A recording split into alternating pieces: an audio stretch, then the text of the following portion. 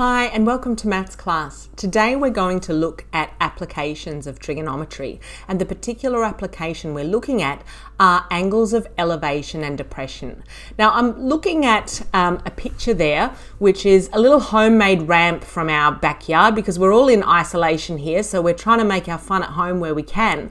And of course, when my son came and showed me what he'd made, my first concern was, well, is that a bit too steep to be safe? So when it comes to steepness, angles is one of the ways that we can measure how steep a ramp like that is. And the angle that I'm interested in is the angle that it makes with the ground.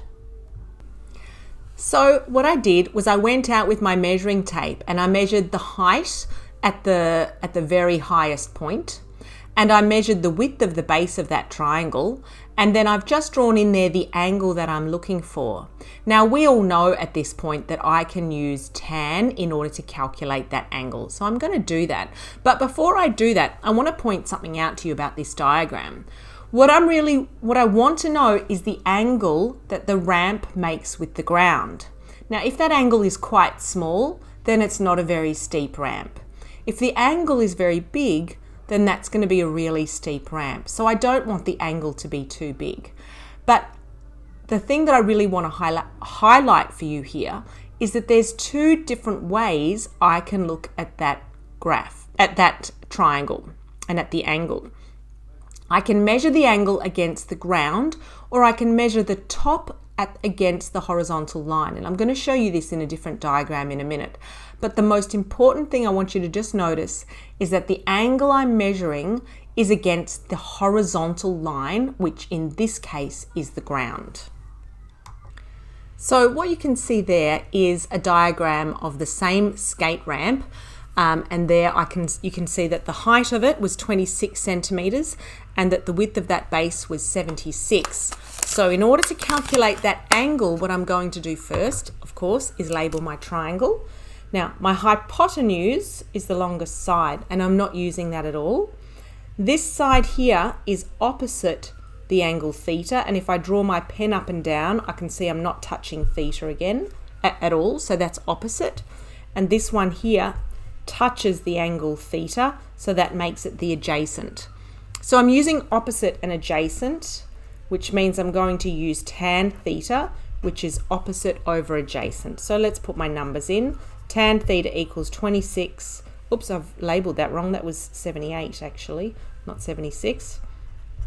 26 over 78, which means that the angle theta will be inverse tan of 26 over 78. So let's find out what that angle is. Grabbing my calculator, I'm going to turn it on, and we go shift and then the tan button there. And I'm just going to put a fraction in, 26 over 78. Oops, don't want that. Close the brackets out here. There we go. Equals 18.43. Let's just go to the nearest angle. It's approximately 18 degrees. Now, realistically, I'm not a health and safety inspector. I don't know if that's a safe angle. I'm just going to use my eyes. But there are lots of cases where what we're really interested in is the angle of something when we measure it against the horizontal. Now, what I was saying to you before about that is that if I drew a horizontal line here, then this angle theta and this angle theta would actually be the same, because these are both horizontal lines, which means that they're both parallel.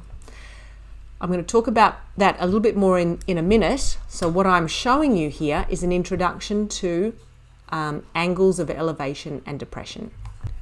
So here's a summary sheet really of angles of elevation and depression. I've got some key information there that it's always measured against the horizontal, and it's really important to remember that. So when you think about your angles of elevation and depression, think about the skate ramp and think about how the steeper the ramp is, the bigger the angle will be. So if a bigger angle means a steeper ramp, then this is the angle here that we're talking about. So it's always measured against the horizontal. It might not be obvious right now why that's so tricky, but we'll see some in a minute. And the other thing is, it doesn't matter whether it's this angle down here or this angle down here. These lines are both horizontal. And that means that those two angles are equal because this is a transversal and these are horizontal lines, which means those are alternate angles which are equal. So I can label theta down here or I can label theta down here. Now, if I'm looking at this angle down here, that is the angle of elevation. Because if I was standing here and looking up, then elevate means go up. And so it's the angle at which I would be looking up. Up here, it's the same size, but I call it the angle of depression. But it is exactly the same angle. So the key here is you don't need to worry about whether it's an angle of elevation or depression. They're both the same. Just calculate the angle and you'll have the right answer. The only way you'll have the wrong answer is if you find this angle in here. That's going to be the wrong answer, okay? We need to have the angle that's measured against the horizontal. Oh, and I forgot to say why this is depression. To depress something is actually to push it down. So depression goes down. Therefore, if I'm standing here and looking down, that's my angle of depression. So let's look at one worked example. Okay, here's my example. What we've got is a boat and a lighthouse, and the lighthouse is standing on the top of a ship. Now, I've tried to include all the information there that I can. The boat is 3 kilometers away from the bottom of the cliff, and the top of the lighthouse is 120 meters from sea level in height. So one of the things that will often happen in angles of elevation and depression questions is that you're given some kind of diagram like this, and in this case, we're being asked to find the angle of depression. So a lighthouse keeper has looked out from the lighthouse and seen the boat. And the question is, what is the angle of depression? All right, so the first thing I want to do is I want to get rid of the picture. I just want a diagram, and it should have a triangle in it. So I'm going to keep this horizontal line, and I'm going to keep the vertical line, and then I'm going to add in a hypotenuse across there. And because this is horizontal and this is vertical, I know there's going to be a right angle in there. So let's fix our diagram. Pictures are lovely. Well, not when they're drawn by me, but good pictures are lovely, but they don't help us to solve maths problems. We really need a diagram. Now, while I'm doing this, I'm going to take note of my units. This is in meters. This is in kilometers. So when I label this triangle, I'm actually going to change that.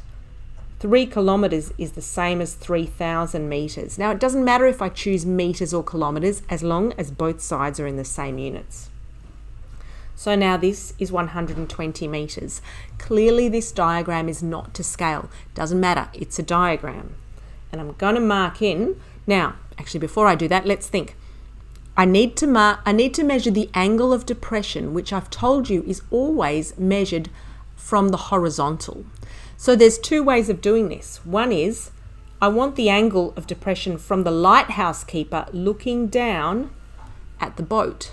So I could draw a horizontal line here and mark in theta. But as I've told you in this previous diagram, this angle here is going to give me the same as this angle here. So the safest thing to do when you're dealing with angle of elevation and depression, once you've got a right-angled triangle, just find the angle that's measured against the horizontal line. So in this triangle, I've got a hypotenuse, which is not vertical or horizontal. I've got this side, which is vertical, and I've got this side, which is horizontal. So this is what I want. This side here against the hypotenuse, that means this here is the angle that I'm looking for. Now this looks very much like my skate ramp diagram that I did before. I've got the opposite and I've got the adjacent. So I'm going to use tan theta equals opposite over adjacent.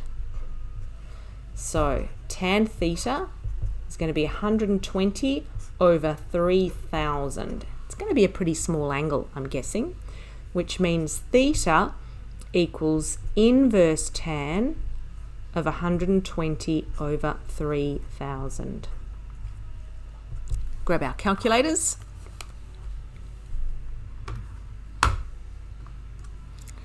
Inverse tan, that's shift and tan. Make sure we put in a fraction.